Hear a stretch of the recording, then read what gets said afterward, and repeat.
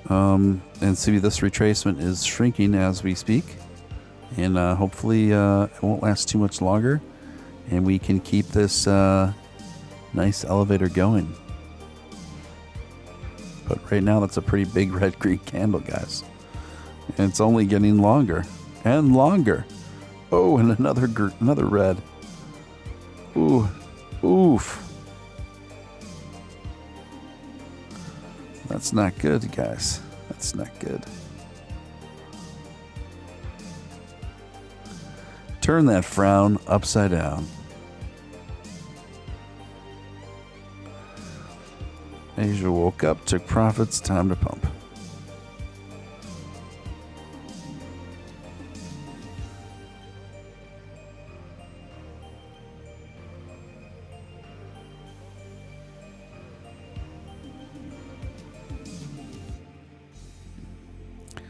Man.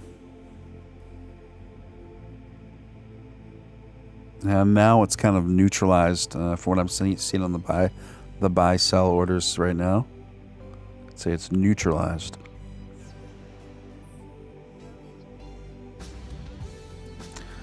There we go. It just went green. It's reversing. We're coming back up, folks. Hopefully it can at least get us back into that 6-3. There we go. We got the 6-3 barely. And we're just going to have to keep pushing through.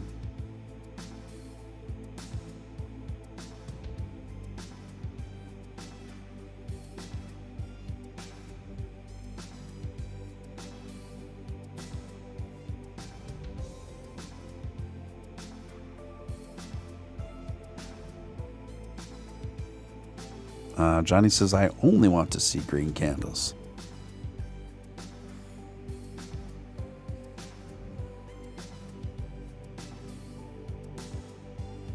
I think all of us in this room share that sentiment. Green candles are the name of the game. But right now, we are just keep getting just beat back right at the top 6-2s. Down to the middle 6-2s. Lots of resistance in the middle to high 6-2s. Like a ton.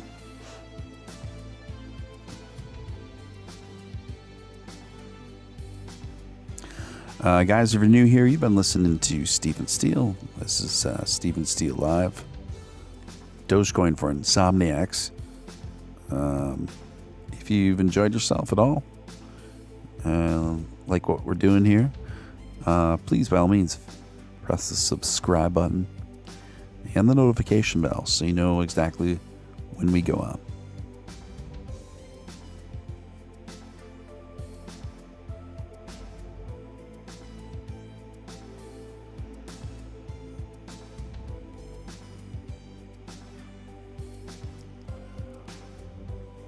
An itty bitty greeny weenie is starting to take flight. Come on, become a big boy.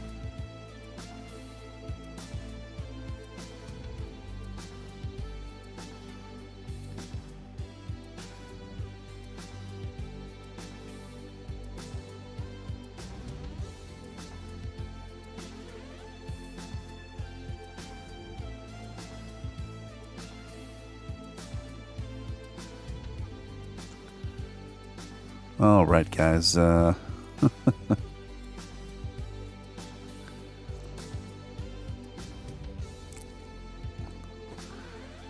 stalled out right at that resistance between the mid 6-2s and the high 6-2s. And finally a green candle is actually getting some momentum here. I'm not sure it will be enough to push us through the 6-3, but by golly, we can hope for the best.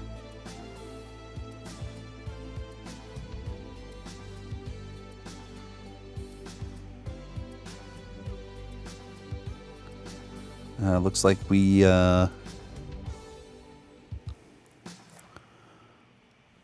might get to 63 here in the next minute or two.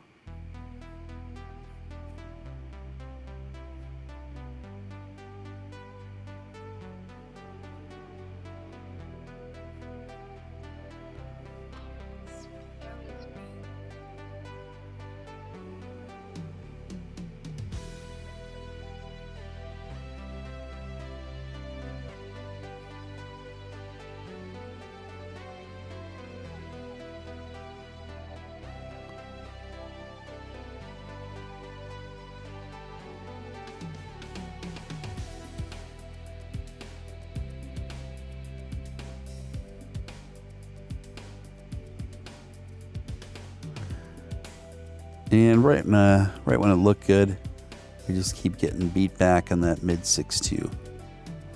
But overall, things are moving in an upward trajectory.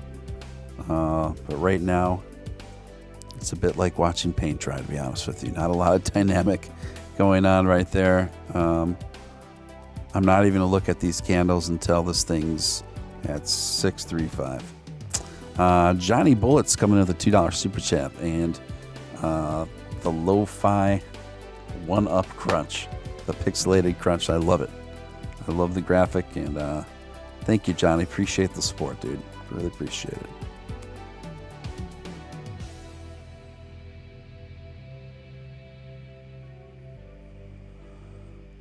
Top of the morning to you, Mama Crypto. Top of the morning to you. Top of the morning to you.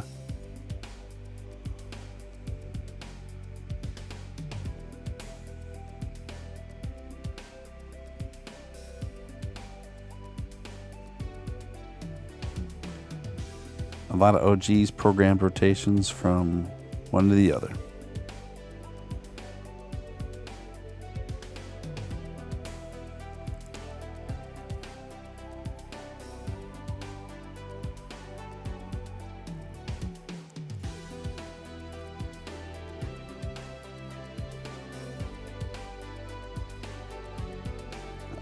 Oh, yeah.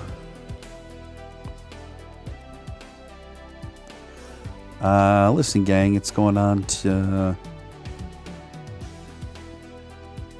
I don't know. I don't know if I should get up or get off if you're not. I'm a little delirious right now.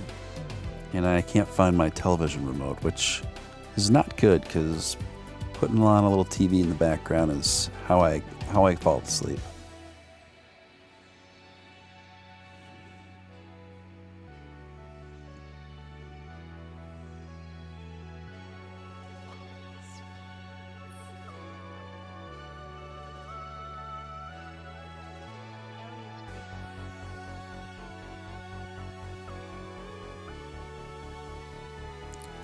Oh, yeah.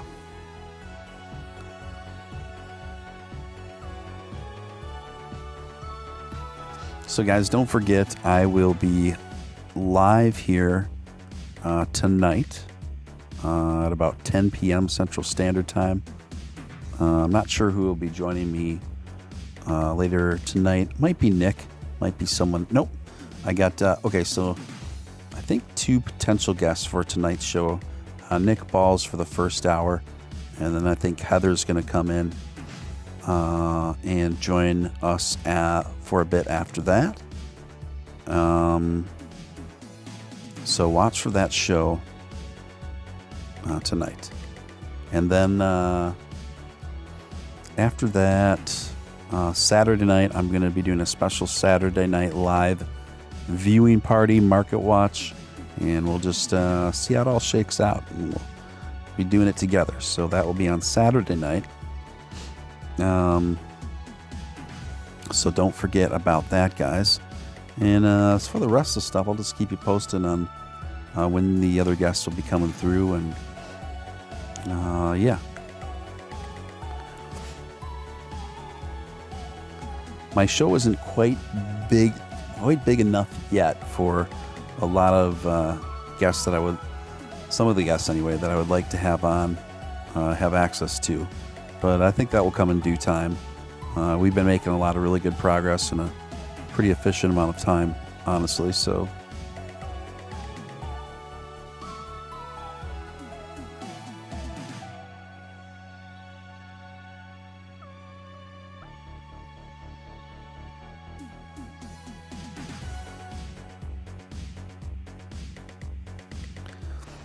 All right.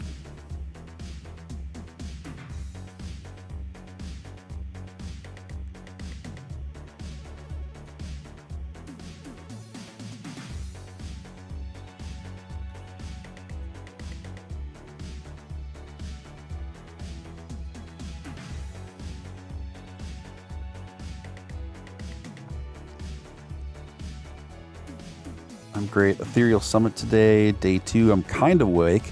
Coffee shop opens at 8 or 10. Oh, you're like away on a work a work conference, Mama Crypto, sounds like. And it also sounds like you slept already for the night, or at least the few hours you slept, and you're already up and at it, right? CM Lamas. I'm back. What'd I miss?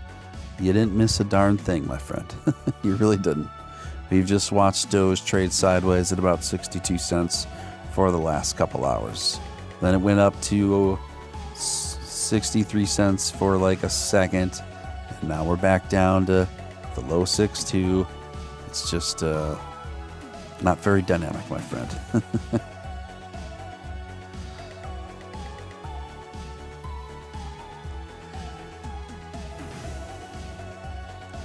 You think Doge will drop again?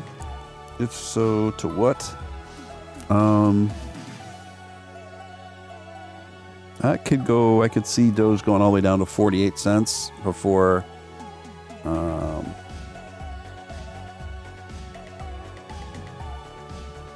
consolidating and really making a go for it above and beyond and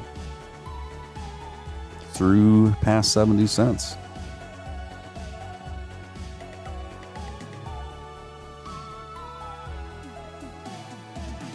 Oh, there are a number of factors, MD. Buy sell orders coming in, various algorithms. I got like 4 charts pulled up over on my end.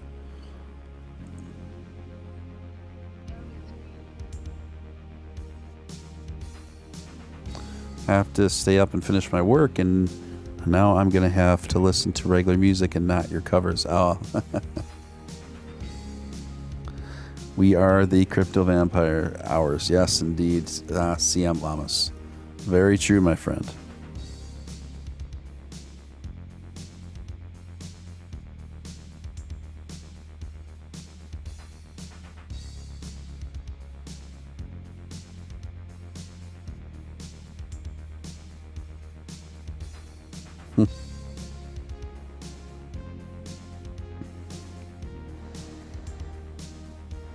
Approaching that 6.2 again.